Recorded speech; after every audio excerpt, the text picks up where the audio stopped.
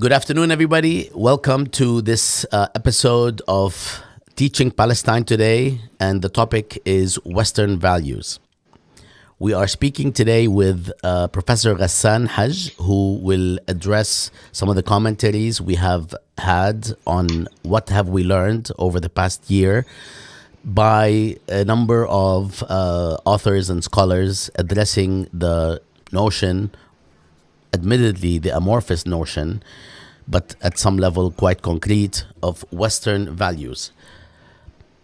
Ghassan, first of all, Kifak, how are you? Alhamdulillah, thank you very much for Bassam. Lovely to see you again. Very nice to see you again. Ghassan, you are actually part of the folks who responded to this question in the What Have We Learned series. But that's what we have been doing at some level, which is ask people who actually were involved to comment on the broader conversations. So before we feature these videos, do you have any comments you'd like to share about the topic? Just some quick comments before we start. Well, I mean, obviously, given the scale of the genocide and its legitimization in the West, it's very hard today to even take seriously any conversation about Western values, to the extent that, I mean, I'd imagine someone from the outside looking at us at the moment and with a global vision and seeing what is happening in Gaza, and then listening to us trying to take seriously the notion that maybe we should even discuss Western value. So it's become a little bit tenuous. I feel hesitant to even engage in the discussion because I don't want people to laugh at me.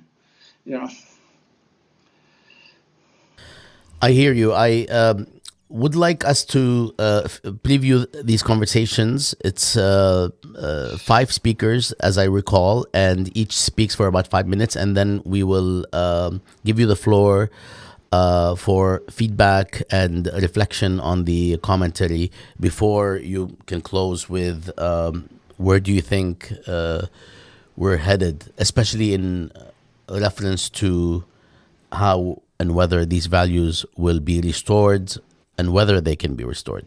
Good afternoon, Adam. How are you?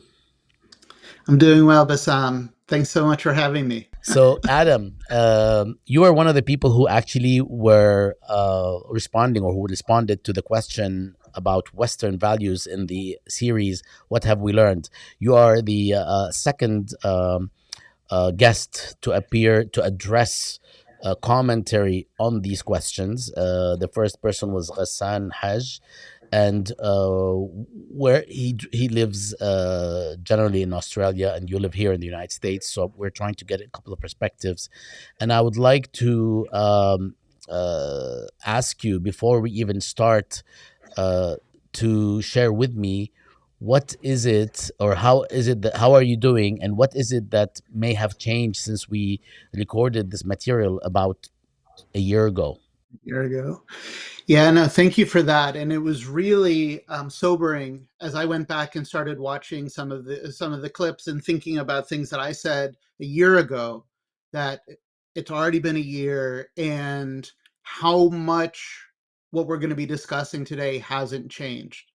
I mean, you ask how I am. I mean, I would wonder the same thing about you, but how could any of us be 2 years after these last 2 years, 2 years into the genocide in Gaza? And I'm very interested to talk about this question of Western values given the last 2 years, because in some ways, some of my thoughts from a year ago are very much the same. Actually, nothing's changed, but now we've had a whole nother year of it, and the sort of hypocrisy and some of these lessons learned. So I'm just looking forward to talking about it.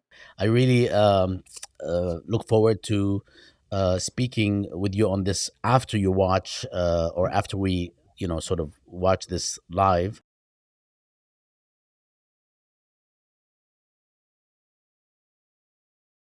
Let's not delay. I'm going to go right to the videos and then we will take it from there.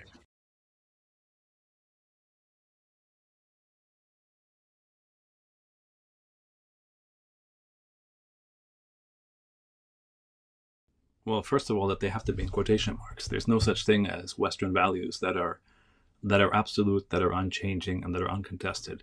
What we see in the West, as we see everywhere else in the world, but in particular the West, is a huge struggle over the meaning of these so-called values.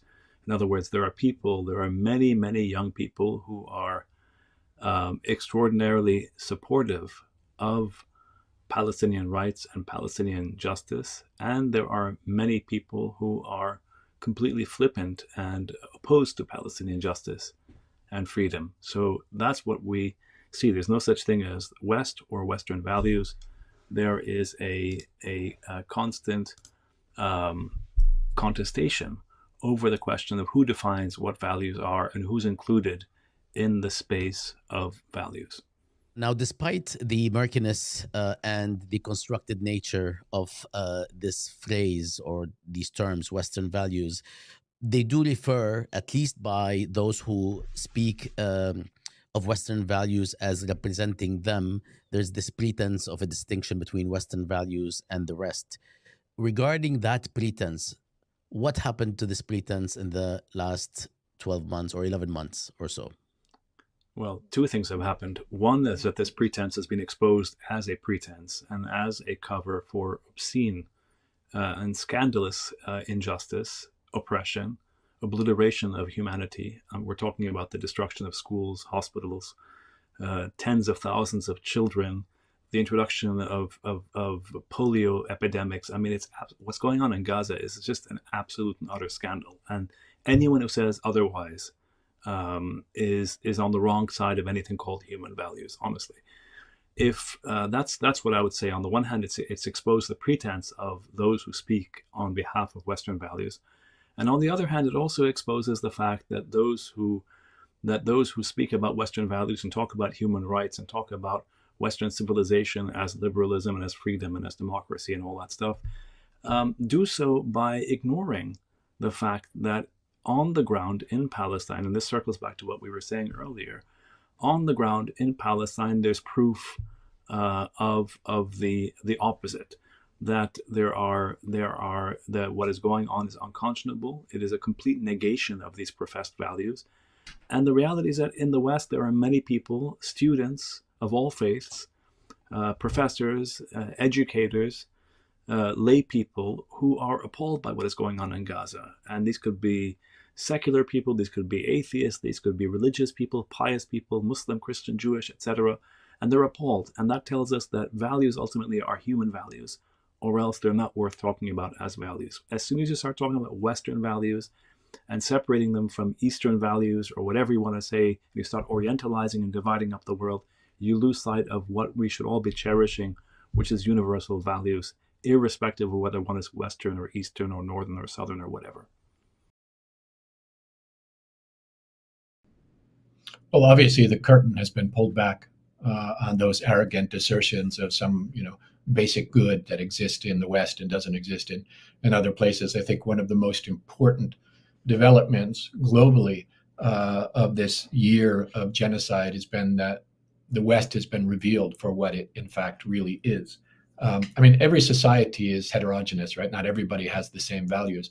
But if we're talking about the dominant values of Western governments, Western elites, Western corporations, the Western media, I said, you have to admit that settler colonialism, white supremacy, militarism, these are Western values. These are not that they don't exist in other places, but they are very clearly Western values, as is the idea of exceptionalism.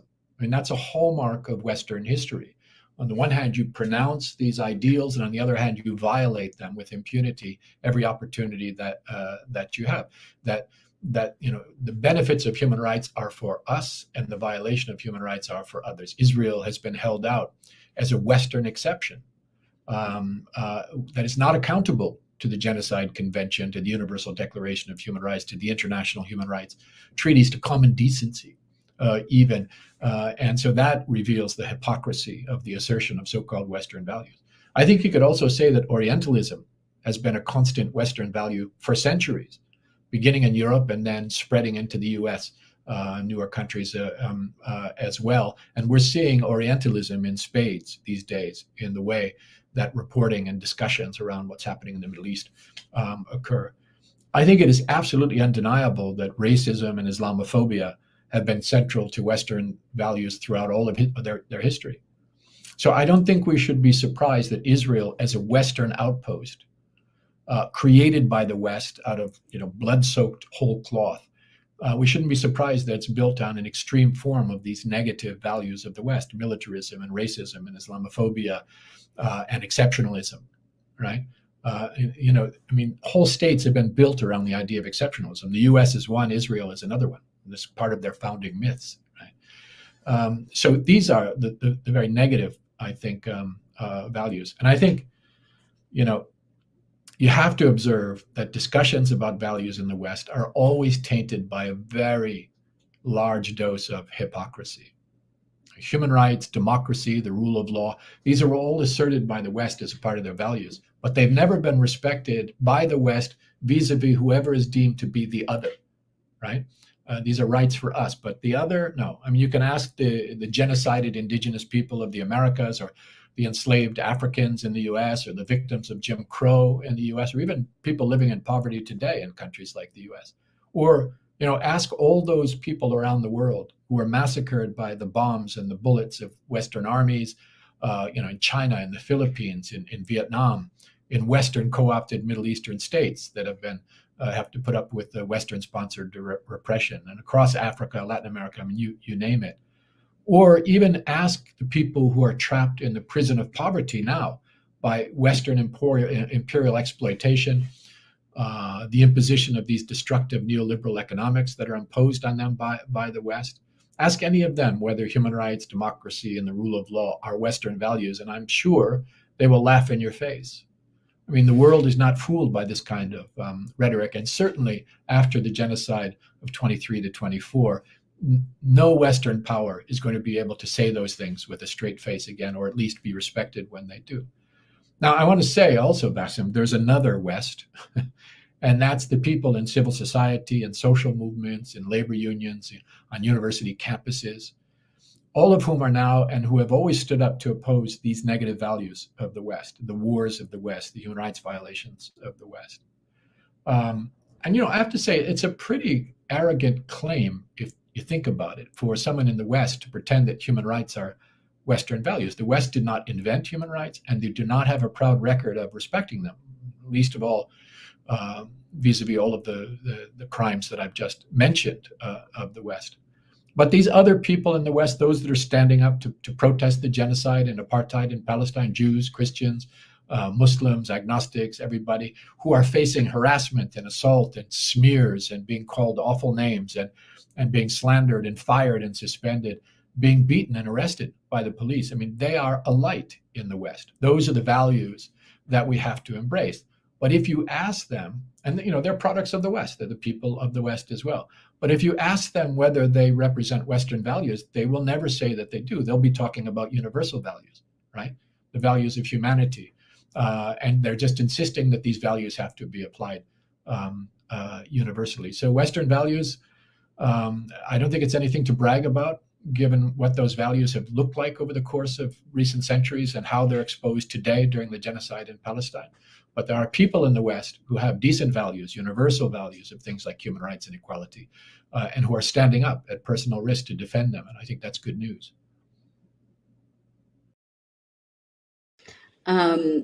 So certainly it is the quotation marks are in place. For me,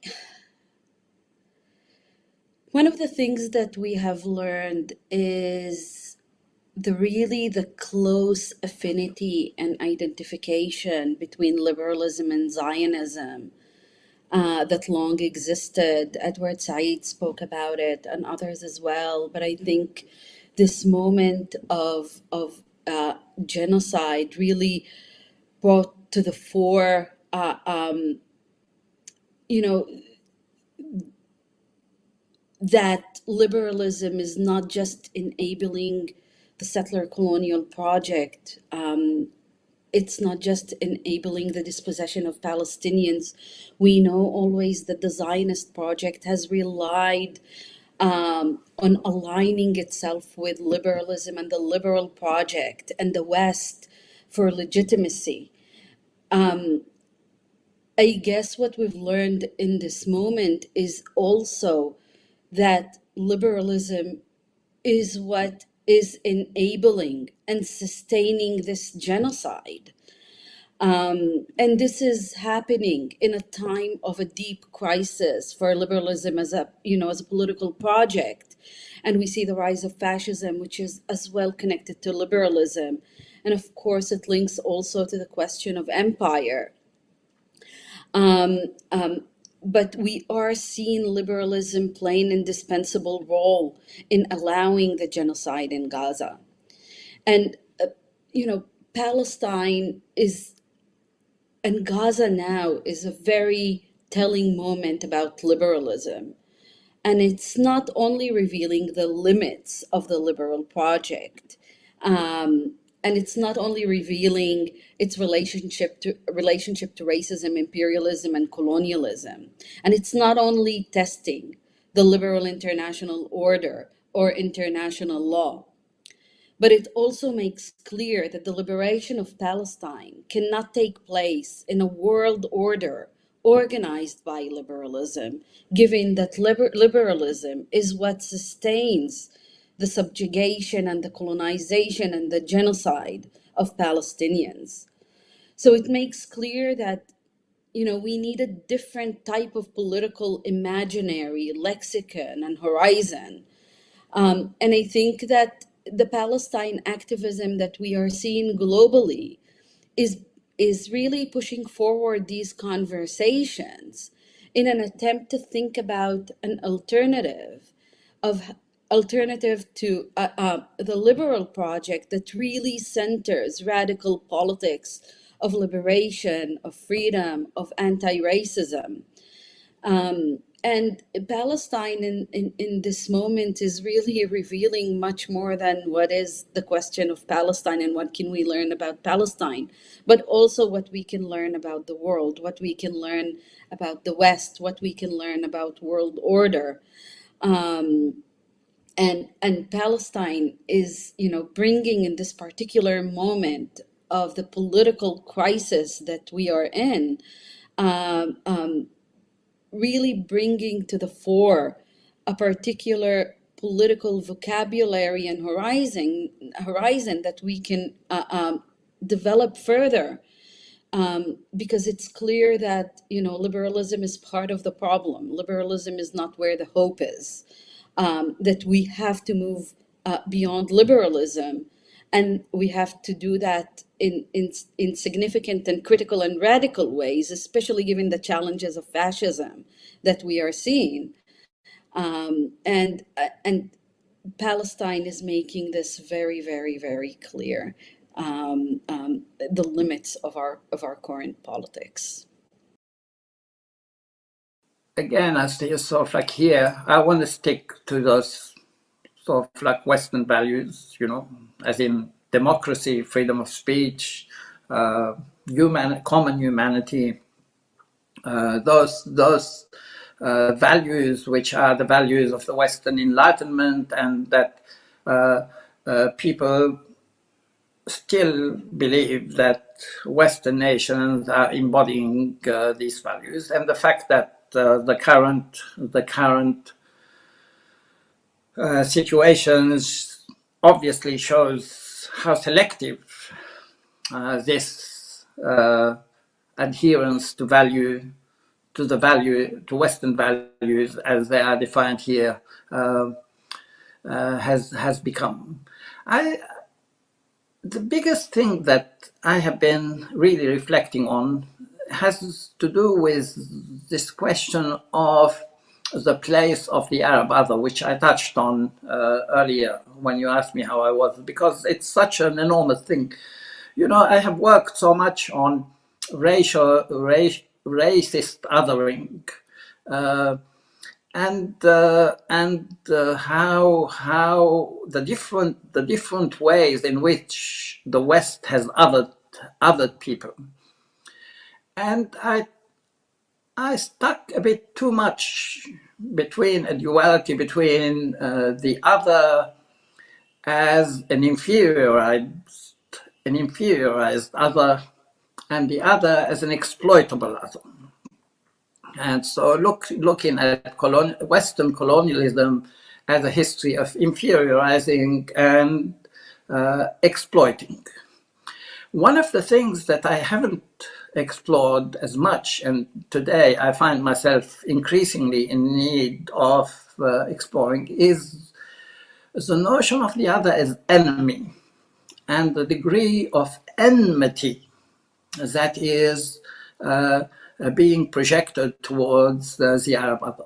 I think this mode of othering the other as enemy is not completely different, but sort of like highlights certain aspects of the undermining of Western value, which we do not get when we concentrate on the history of racism as inferiorization and the history of racism as a history of exploitation. Take in the way the West creates enemies, and you know, we are reaching out. I would say the degree to which genocide and the intensity of genocidal intent cannot be understood simply by inferiorization and exploitation, but precisely by trying to think, what does it mean to be an enemy other in such kind of like radical way? Now, this one is one that I've been especially interested in too, because I'll have to say, before this last year, again at Mondoweiss, I don't think we had ever run a story about the West or talking about people's reactions to the West. But again, in terms of these ideas that have been delegitimized in this past year, if we've gained clarity in this last year around what Zionism means, we've also gained clarity around this last year about what the West means and what it signifies. And to take a slight step back for a second, I mean, we've seen this from the beginning of the year, and these people making these comparing the West's reaction to what's happening in Gaza versus the West's reaction to what's happening in Ukraine. And I personally, as an editor, I don't like this double standard kind of story, because it just honestly, it always just feels too obvious and just kind of like, well, of course there's a double standard. But one of the things that it led me to think is it's not a double standard. It is a single standard in terms of one of the things that we've learned about the West is that the West will use, promote, exercise, and forgive violence if done in the name of the West and in defense of the West, quote unquote, and its allies. And if you're in opposition to the West, then nearly anything is allowable. And that's one of the things that we have seen in terms of both Europe, the US, fully supporting the Israeli genocide in Gaza, including using the institutions of the West to help carry that out. Institutions like the UN, World Court, and ICJ, and one of the International Court of Justice. And one of the things that's been very interesting, and I think perhaps one of the reasons that the South African case at the ICJ was so interesting is that it is this example of the global South, for lack of a better word, using the West tools against it. And it still remains to be seen how that case will be resolved. We've seen that there's an effort at the ICC to bring war crimes charges against Benjamin Netanyahu and Yoav Gallant. Those have not yet been delivered. So even the fact that these institutions are starting to buckle under a year of genocide and a year of global pressure and have still not buckled, I think really kind of shows their role more than anything. That anything that we have thought of as the West in terms of like liberal democratic values is really window dressing and tools that they use however they want to enforce this policy of global domination. And if you stand in the way of it or if you oppose it, then you will be in the firing line next, which is what we're seeing right now with what started in Gaza spreading to Lebanon, perhaps Iran, and other parts of the region.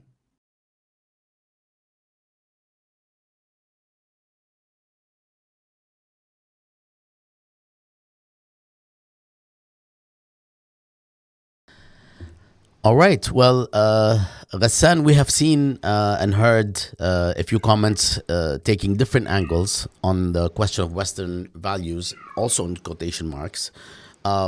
This is now your time to share with us some reflections on what we have watched and your own reflections a year after, which is essentially 2 years, almost 2 years after the basically the beginning of Israel's genocide, which did take place after the attacks of October 7th, which did take place after decades of dispossession and apartheid.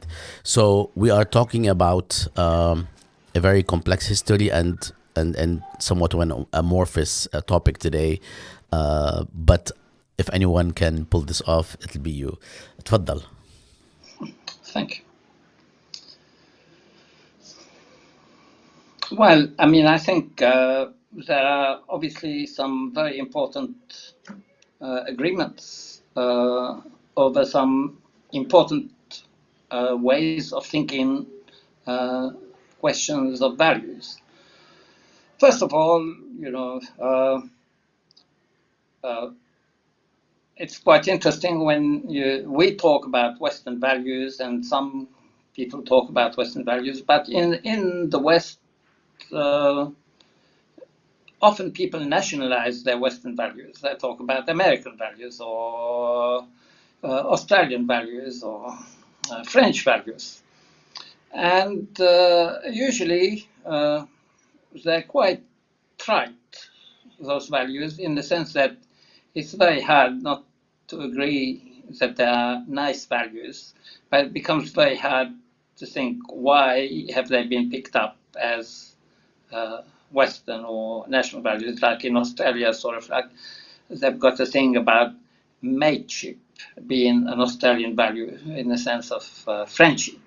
And you sit there wondering why and how did the Australians convince themselves that they are the only people who value friendship more than anything else, such as that becomes our Australian value. So there is an element of this in Western value, in the sense of values are always nice. Nobody likes to declare that they have bad values.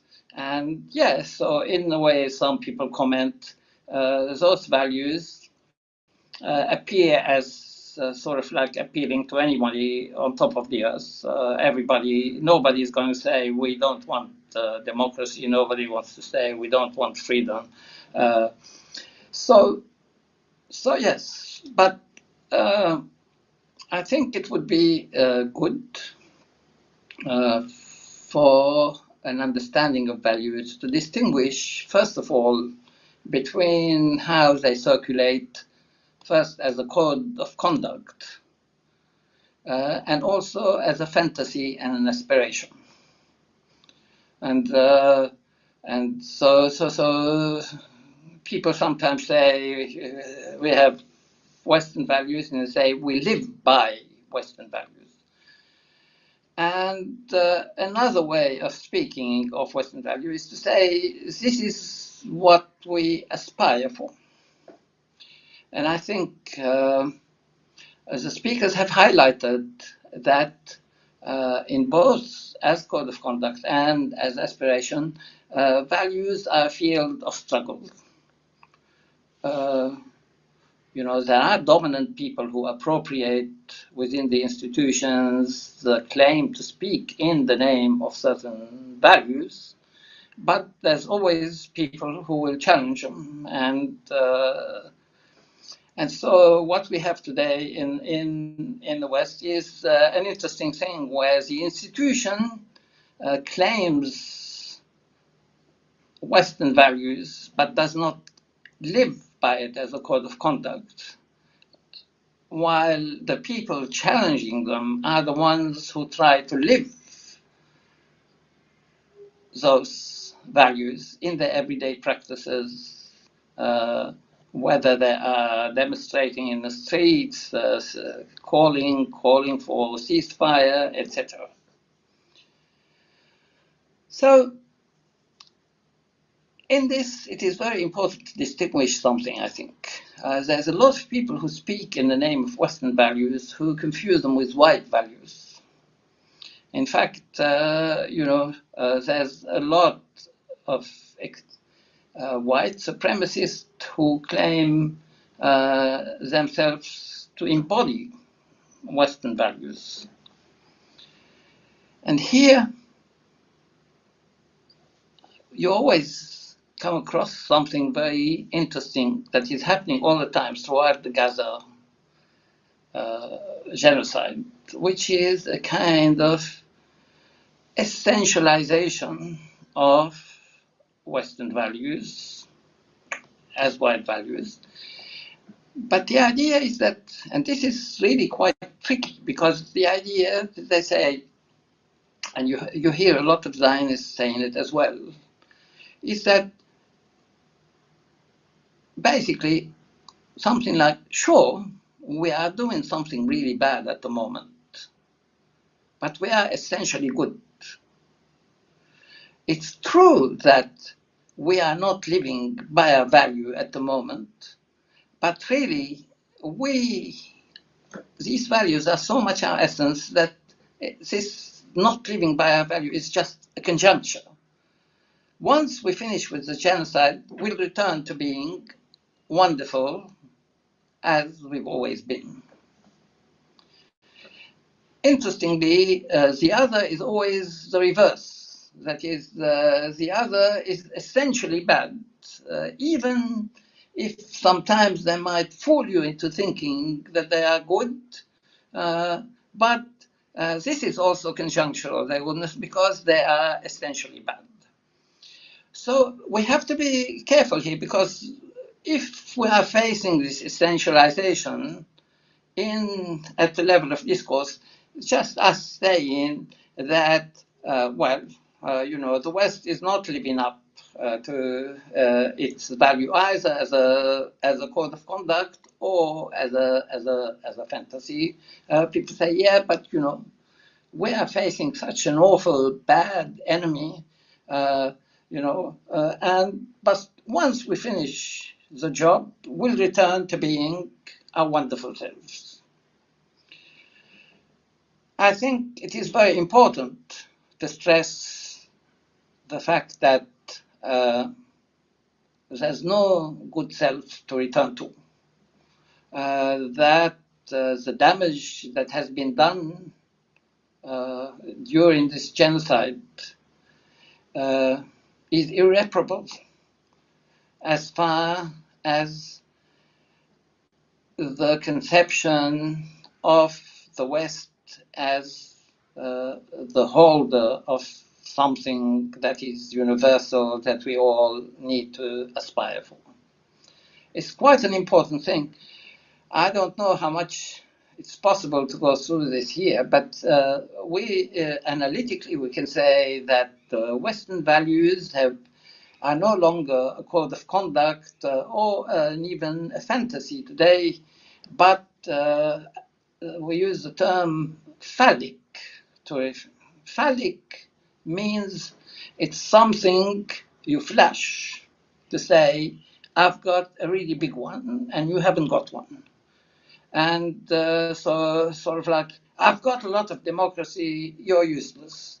I've got a lot of freedom of speech, look at you, you poor thing. Yours is, I can't see it anyway. It's quite interesting, this phallic logic, because Freud defined the phallus, and especially later, like as something that has no substance. And so in fact, the more you flash, I have democracy. It's like when the French during the Charlie Hebdo will say, I have a huge sense of humor. You don't have a sense of humor. Once you start using a phallic logic, you are in fact confirming that there is nothing there anymore. And that's where we are now.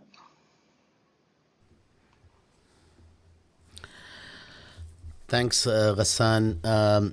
I would like to, before we move on to how might this be communicated in teaching about Palestine, mainly in the classroom, but any even public lecture at a church, synagogue, mosque, or anywhere. I would like to ask you about this question of coming back from.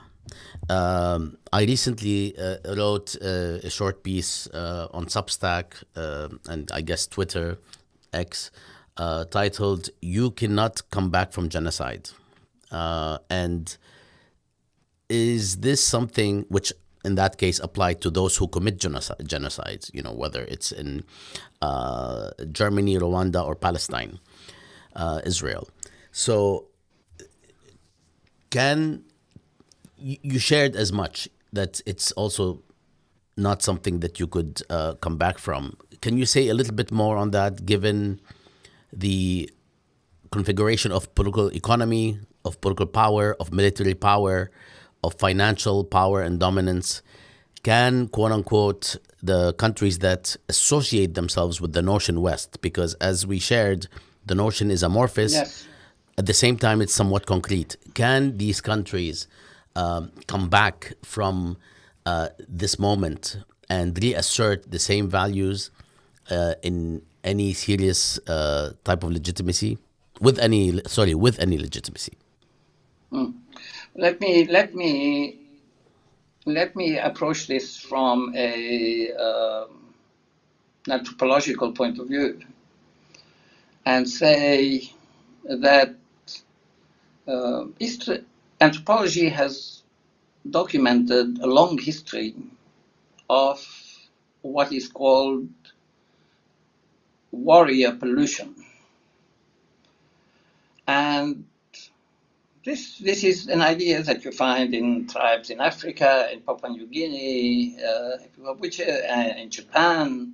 It's the idea that when fighters fight in wars, even if they're fighting for us, we treat them as polluted, as having polluted themselves, and that before we let them re-enter the realm of the home, we have to engage in cleansing rituals. So, like, when Japanese samurai would fight, they are not allowed to their costume to enter the house. It has to be left outside of the house, has to be subjected to a cleansing ritual. I think it is something universal, almost, that war is polluting. War leaves a trace on you that is not easy to clean. You need to engage in all kinds of rituals or whatever we have in our modernity. And I just wonder how polluted and contaminated our societies have become through their complicity. And when I say our societies, I mean our Western societies. Through their complicity in a way, they have all been participants in this war.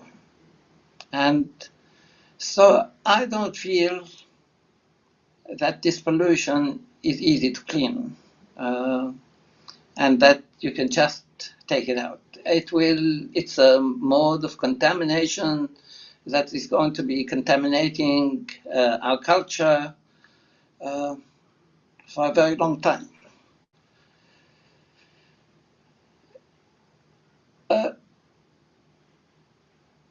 Australia, New Zealand, the US, I believe, all of them have a long history of killings, of colonial killings. And you can see circulating throughout these societies traces of these killings until now. Whether we're talking about indigenous killings or killing of American natives. So values are part of what are going to be polluted for a very long time. And I don't feel that there has been any readiness to engage in any cleansing rituals at the moment, or a capacity to do so. And the asymmetry of power has a lot to do with the lack of an obligation to do that. I mean, there is a sense in which some who are in the seat of power believe that this is sufficient for them not to worry very much about that, because they determine and they define and they referee and they judge because they have the power to do all these things. Ghassan, can you just share with us any thoughts you have on communicating or transferring any knowledge, any critical knowledge about Western values to an audience, primarily in the classroom, but also a general audience?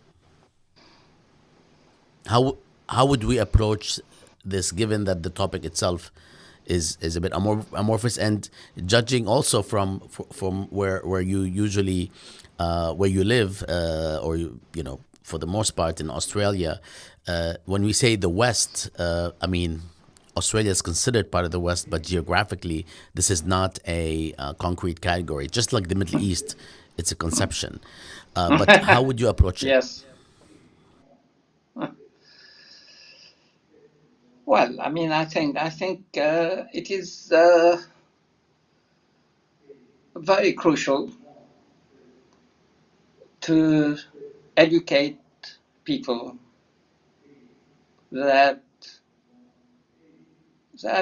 there's a couple of things I will emphasize. First of all, in those countries, certainly in Australia, and I've seen it in US, etc., the capacity to be cosmopolitan, sort of like open-minded, democratically oriented, etc., is not a moral choice.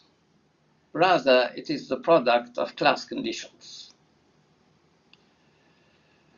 I think one of the destructive things that have happened over the years is that middle classes that have a life that is remote from any forces of necessity, etc., can freely play on I'm so tolerant, I'm so, etc., and make it out as if what is really the product of their high cultural and economic capital is some kind of like internal virtue. And so I would, in any class, try and highlight that our values are not the starting point. of how we act in the world. Values are themselves the product of, and interact at least, with the social conditions in which we live. And show to what extent values are fluid and change how people who are inclined towards inclusion can become capable of extermination in rather extraordinarily quick fashion. I would emphasize all of that as a starting point, so that people don't start believing that it's enough to have some kind of like value to act well in the world.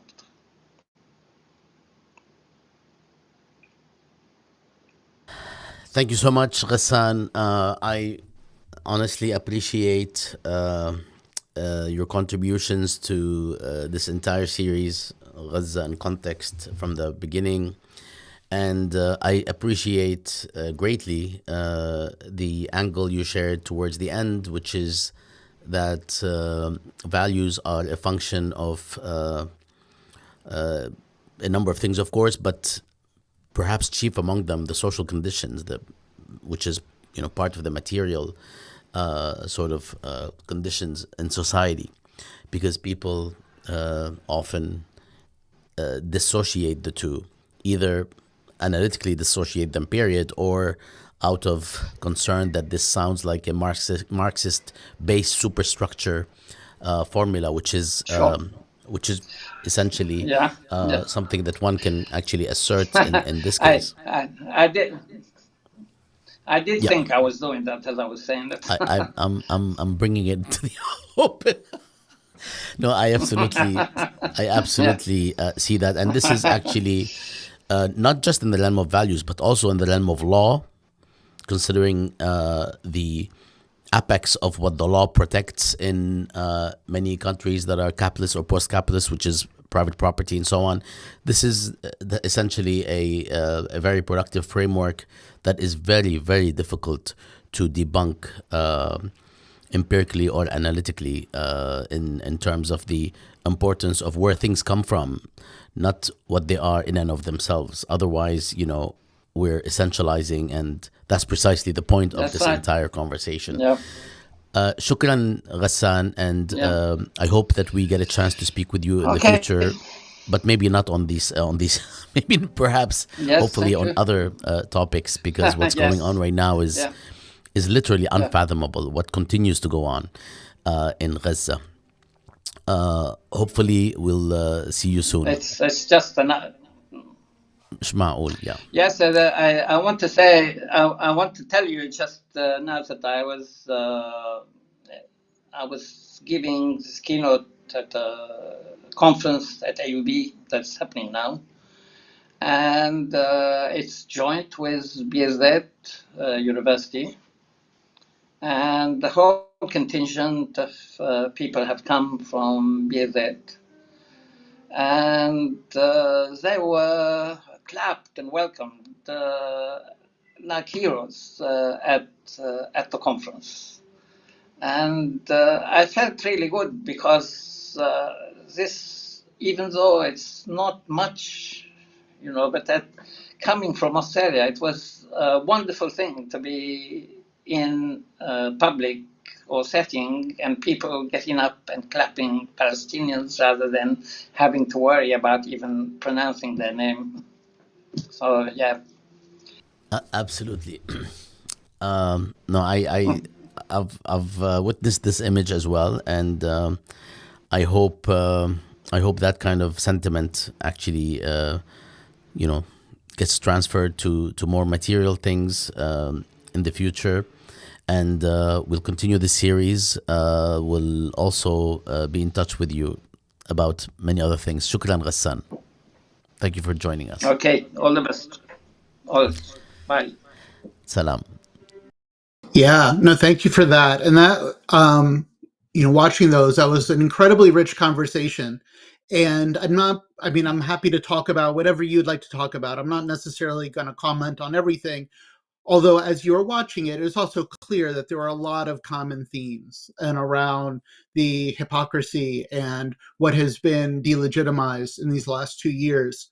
And so, just to say, including my own thoughts from a year ago, these are all things that I still think and agree with. As I was watching it, though, the part that the speaker who I was sort of most interested in and most engaged in, partly because it's also a little bit where my thinking is nowadays, is Lana Tatour, and where she was talking about both how the connection between Zionism and liberalism, but really this question of, so this whole idea of the West, this whole idea of Western values, this whole idea of liberalism and liberal values have been really delegitimized through watching them facilitate the genocide in Palestine. But then the question does become, so what does come next? What is built? And again, it's the comment that Craig Mokhiber and others made too, that the people who are going to build what comes next, who build the alternative, is civil society, are the people themselves. But as the entire sort of global system, at least as far as Western values and the rules-based order, whatever you want to call it, has been delegitimized, the task then becomes imagining and then building what comes next. And I think that's a question that I am incredibly interested in. Of course, the genocide is still ongoing. The genocide needs to end. There are a million questions about what is happening in the future of Palestine. But in terms of our topic here today, and what the genocide has revealed about the reality of the West and Western values, I think this is one of these core questions for us moving forward. The lies have been revealed. What are we going to build in their place? I'm very curious about this.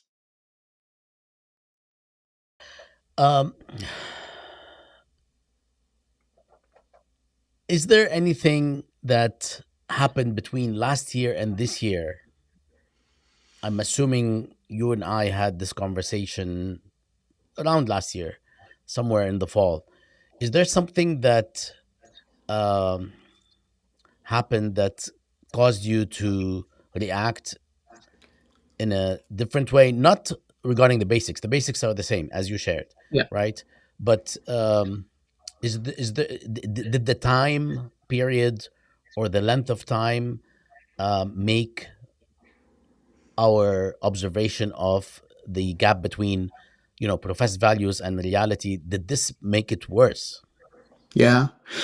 I mean, I would say that what has happened in this last year, and gosh, whether it's the last month or up till this morning, I mean, the data that we could collect on this question has just been constant over this period. But I would just say that, the contradictions have only, grown even greater in this past year. And one of the things that is interesting, because I think one of the things that makes me slightly different than the other responders here, although I guess, I know Craig somewhat, he's not necessarily a traditional academic, but I'm a journalist. I work in journalism spaces. I work more in movement spaces, less in academic spaces.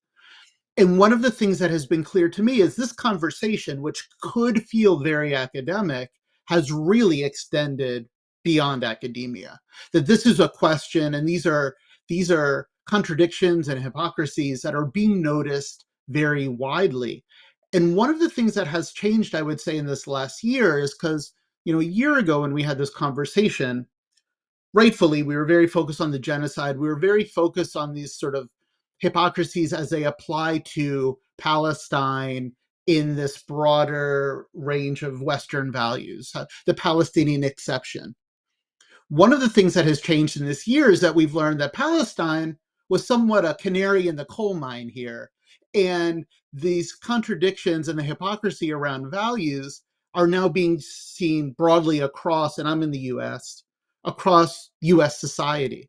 So, just as an example, and this is bringing in a topic that is beyond the scope of what we would normally be talking about, but when Charlie Kirk was killed a couple of weeks ago at this point, and for those who don't know, here in the US, Charlie Kirk is a far right wing influencer, and he was assassinated at a speaking engagement. It very quickly became that this was, and then the Trump administration started cracking down on anybody who was criticizing Kirk or criticizing. There was basically, it really very quickly raised this question around freedom of speech. You weren't allowed to say anything critical about Charlie Kirk. People started getting fired from their jobs. There were comedians who were taken off the air from late night comedy shows, things like that.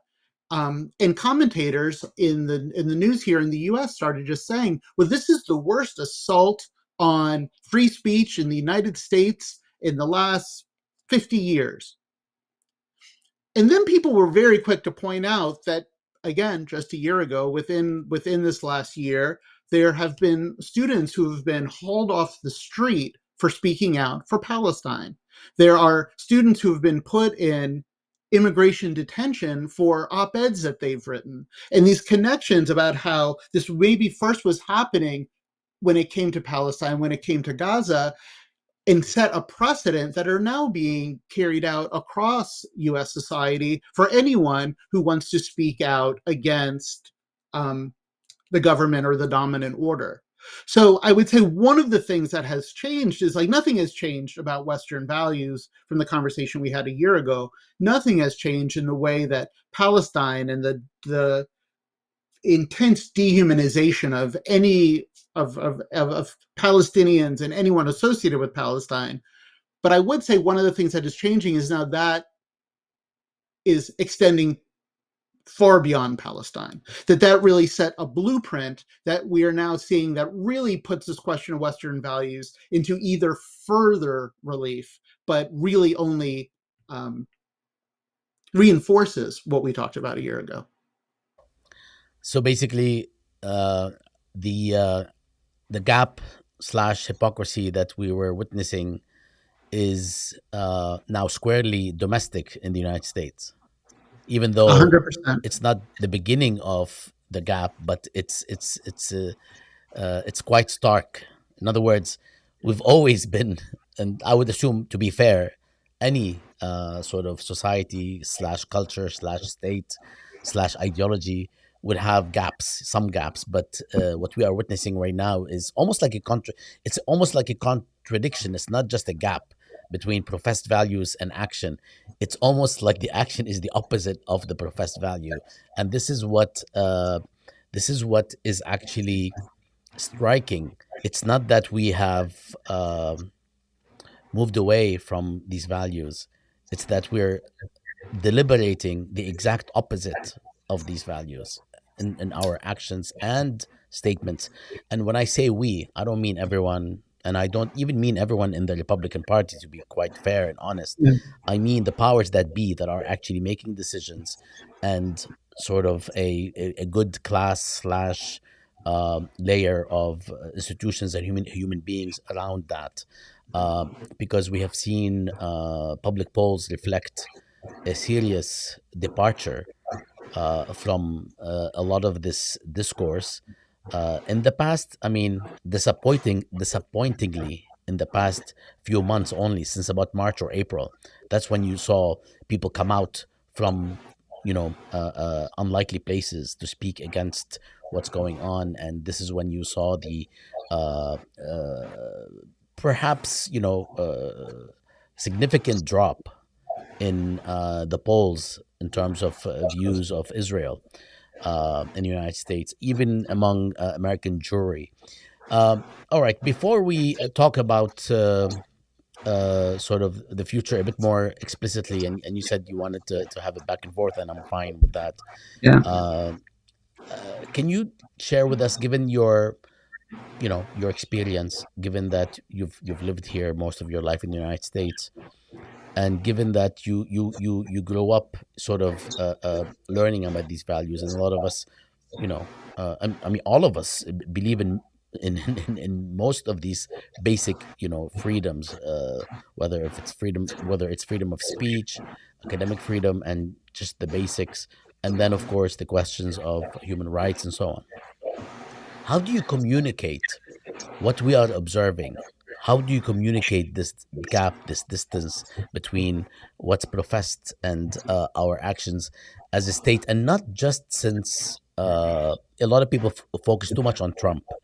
And Mhm. it's like the same fallacy of focusing too much on Netanyahu and jettisoning the actual structure and institutions that exist with or without Trump or Netanyahu, which is essentially something to to pay attention to, if not the actual problem. So, how would you communicate this to, like, if you're giving a talk at a church, at a synagogue, at a mosque, a community center, or in a classroom? What would be the approach to people who, are kind of also in shock right now, who didn't necessarily feel that way before the Gaza genocide? Yeah, no, that's a great question. And I will say that in my experience, and I've already somewhat alluded to this, but it speaks to this question that over these last 2 years, I've had, I mean, both in sort of events that you're describing, but even just in personal conversations I've had with people, people are recognizing exactly what we're talking about, whether they have the language for it fully or not. So a lot of the conversations I've had that get to these topics are really me reflecting back to people what they themselves are identifying. For example, like, why is it that I can't say what I really think when it comes to Palestine? Or why is it if I say what I want to say around Palestine, I could get in trouble at work, or I can get in trouble at school, or I can, get punished for just for speaking up for human rights. Um, and so I have found that my role in these conversations are more connecting the dots. And it was one of the things that I thought that Craig Mokhiber did well in what he spoke about. But like, clearly, what we're talking about within Western values, or certainly within the United States, U.S. history, is not new. But one of the things that has happened over these last 2 years is that some of these contradictions have become so clear that people can't ignore them, and they've also been impacting people who have typically not been impacted by them in the past. Um, and so drawing these connections between the experience around, say, freedom of speech or freedom of assembly, why you can't even protest, why students who were just protesting on their campus were getting thrown out of school, were getting suspended, again, were getting rounded up by the government. Um, all of these examples raise really fundamental questions around this question of Western values. And I think now that so many people have witnessed this and experienced this in a different way, it gives a whole new opportunity to start this conversation, which again is no longer strictly an academic conversation, but one that people now feel that they've experienced themselves and been directly impacted by. Um, Thanks, Adam. I'd like to, move now to what do you think will be the impact of this? I mean, I called it in a tweet of mine almost 2 years ago, which is still pinned on my on my X profile or Twitter profile. I called it a fall from illusory grace instead of a fall from grace, which would mean that, oh, we just discovered that there is a gap, but Yeah, a fall from the illusion of grace. And this was just 2 months and a half into the genocide, when the United States had blocked ceasefire at the UN twice. yeah, So going back to that, where might this lead? Is it the kind of thing where we're going to go back to business as usual in terms of the deployment of these values? I have a hard time believing that, but I also have a hard time believing that we just created, uh, another Horkheimer or Adorno or some sort of a critical thinker throughout the United States. The population over. I don't think we're going to either, um, you know, go back to business as usual, nor have a sort of a cultural revolution because of it, or political revolution. So where might we be going? I mean, obviously, this is a place where I have more questions than answers. But I would say, in going to the tweet that you read, which I agree with, I feel like another way of putting that, and it's one of the ways that I've been thinking about it, is that I think we are living in a crisis of legitimacy right now. That the system of Western values that we've been describing have been exposed. The emperor has no clothes. And so then what fills that void? And honestly, I mean, this is a place where, again, I come here not as an academic, especially compared to many of the other people that have been part of this series, but this is the role for academia, as I see it, to help us answer this question, to help sort of guide um, this cultural revolution, if you will. I guess I'm more hopeful in that way, because I do think that people are looking for answers to this question and are going to need help in thinking through it. So again, from my position as a journalist, I see us as helping to provide a platform for people to think through this question. But I do think it's one that people are searching for. And one of the other parts, and this goes back a little bit, but again, it's just more of this kind of data collection. But as we're having this conversation, we're right in this moment where the UN General Assembly is meeting. It was just meeting last week, and this whole question of Palestinian statehood was coming to the fore. And you were really seeing the West as this bloc um, fracture slightly over this question, where the United States is still very much opposed to this. Obviously, Israel is very opposed to this, but you see the UK, you see France, you see Canada coming out for this idea of supporting Palestinian statehood. So, regardless of how cynical we might be around that question of what that even means, for this conversation, though, I do think it's one of these reflections of this fragmentation and this sort of shattering in this moment of crisis that the West is experiencing, because there's an understanding that there is this crisis of legitimacy. That you even see in a country like Italy that's run by the far right, but coming off of a countrywide general strike demanding action on Palestine, came out in support of supporting something like the Gaza flotilla. Again, regardless of what we would like to see ideally versus what these countries are actually doing, I do think the contradictions of this last 2 years is leading to a crisis on the West that governments, at the level of governments now, are being forced to respond to, even if it is in this very artificial artificial way. So I personally have no doubt that we are in this moment of a crisis of legitimacy on the West. But what fills that void, I think, is an open question. I'm a person of and connected to social movements. I think it is, I wish that we were in a place and organized to the place that we could help fill that void. I think we will. Academia is another place that will help fill this void. But I really think that this is the open question, one of the open questions, at least moving forward. Uh, I'm going to ask you one more terrible question, and these refer to things that are not easy to answer on the spot. And by the way, you're being too kind when you mentioned that you're not an academic and so on. But I think every single person who spoke would hear you, and they would kind of roll their eyes because they would love to hear from you. And I'm saying this sincerely, by the way. So it's not just a compliment. It's true. your your take and your analysis, I would say, is even more valuable at some level, because academics can be, sort of cocooned and so on sometimes. All right. So my question is, we're talking about this as if, the outrage is what's going on, but what's going on is not the outrage at the gap between professed values and actions.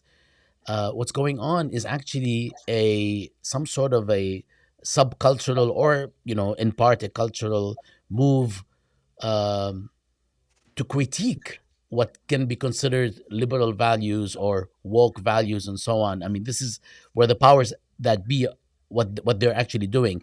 Luckily, or fortunately, I should say, over the past 6 months, we've seen that supporters of the MAGA movement, or many of them, have sort of scaled back or took pause or actually started critiquing where things are going. People who campaigned and voted and are now, pushing away from that. But what this leaves me with, and you're the perfect person to speak with about this. What this leaves me with is, what does this do to this? In my view, not artificial, but this idea that there is a conflict in the United States culturally slash politically between the right, the Republicans, and then the left, the Democrats, and people like you and me and many others who are critical of both, because we're critical of the structures that actually make up our political systems, in the sense that there is a problem that needs to be addressed, that's not just about who's the president and this or that policy, but a deeper problem, which has to do with the entire party system, the domination of two parties, and how they are connected to the same interests, increasingly so, and so on. So, where does this back and forth in terms of the cultural conversation or conflict? Where does this leave people who don't believe in necessarily in either party?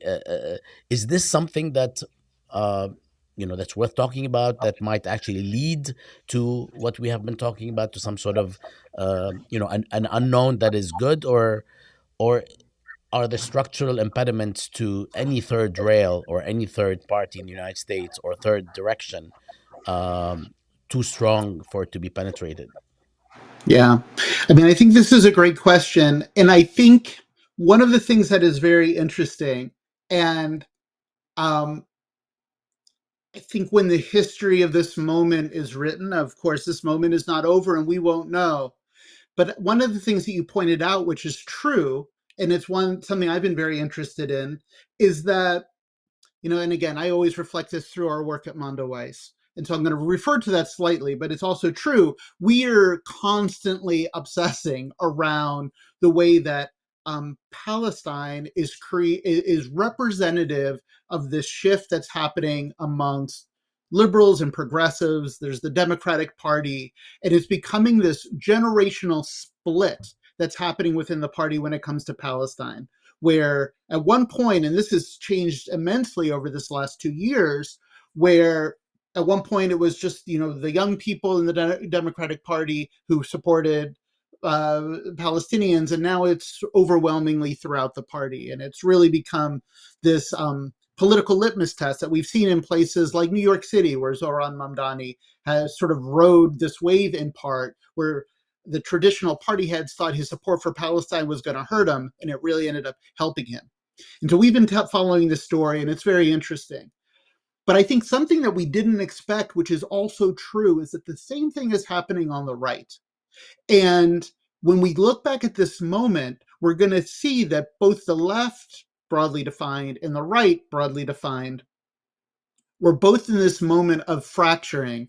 And Palestine was at the central of both, and the genocide was central to both.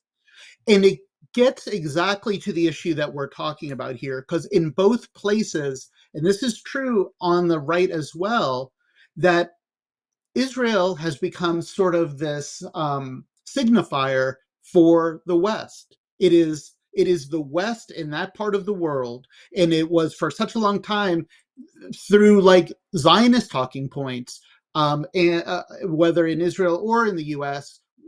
We have shared values. That was a long-term part of this Hasbara propaganda to explain why the US and Israel supported each other so deeply. And so many people take that for granted. And now what we're seeing is those shared values are leading to genocide. And whether you're on the right or on your left, polling shows that people overwhelmingly understand that what we're seeing is genocide, overwhelmingly understand that Palestinians are being oppressed, and overwhelmingly understand that the US is central to that.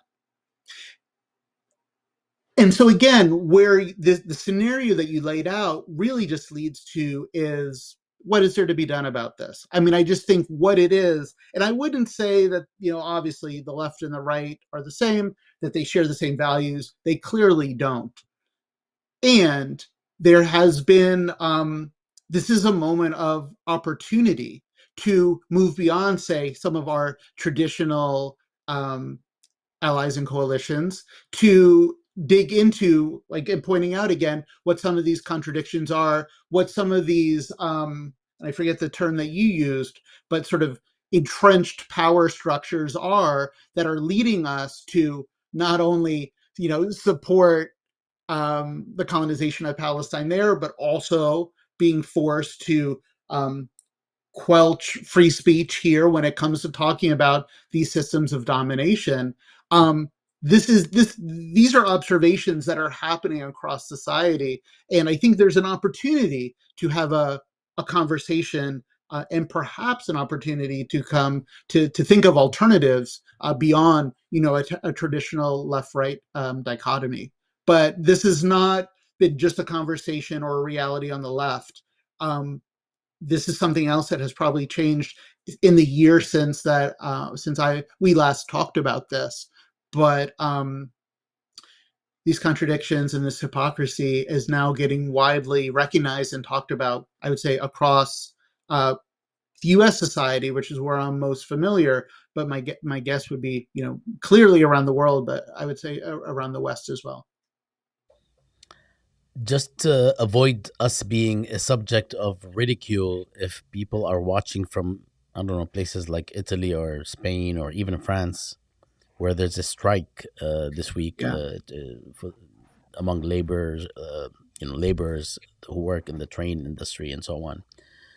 So when we say left and right in America, we mean left and right vis-a-vis what is left and right in the United States, or thought of as left and right. Whereas in reality, there's a right. I'm not going to say extreme right or far right. Let's say there's a right in the United States, and then there's a center and center right.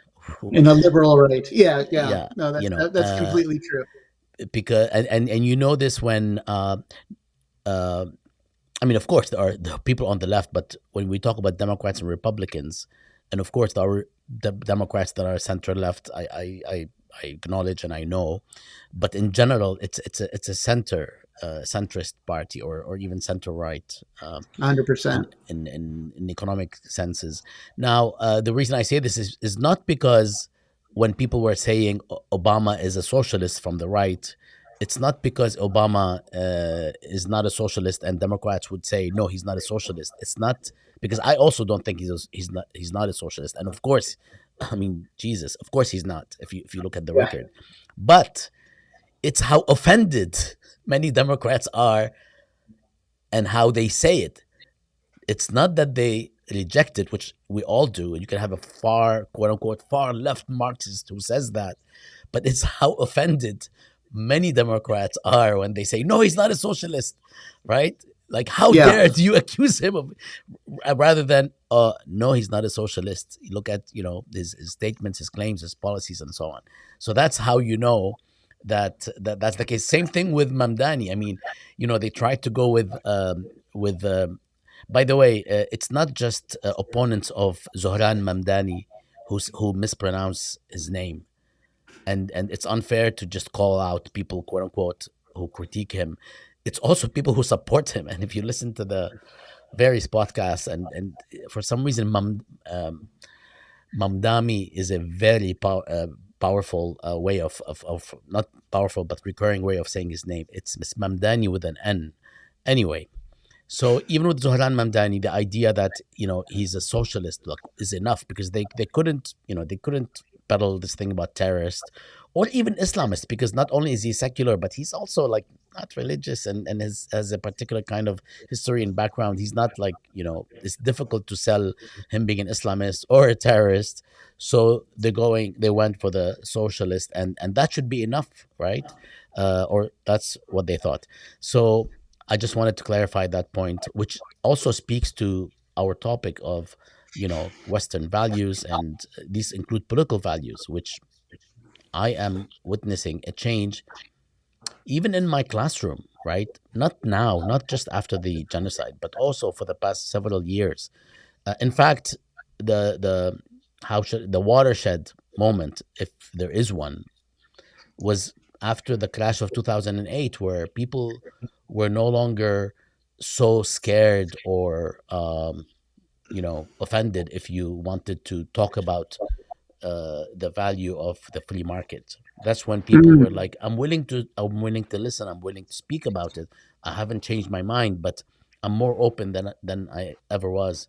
And that's the model, or a model response, not necessarily everyone's response.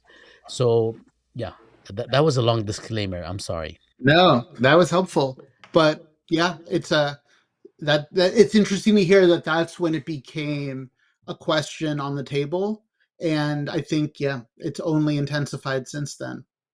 Yeah, I'm referring to, when I mean I'm referring to how I was observing less resistance to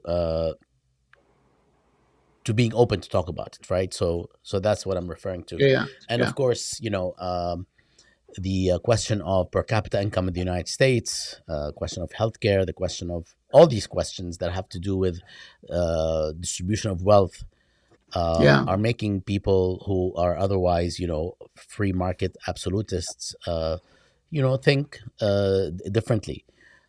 Even some of those people, not, of course, not everyone. Now, is there anything you'd like to share before we break? I know that we actually stayed longer than I thought, but is there anything you'd like to share? Um, I don't think so. I think I sort of covered everything that what I was thinking. As much as I love talking with you, I hope we don't have to return and talk about this in another year. Yeah, I hope that we don't talk about this again, and that we call each other and talk about superficial things. All Yeah. right. But Thank you thank you for again. having me. Thank you, Adam, for always being there and sharing your views. I hope we continue to speak with you under better circumstances. Yeah, for sure. Thank you. Take care.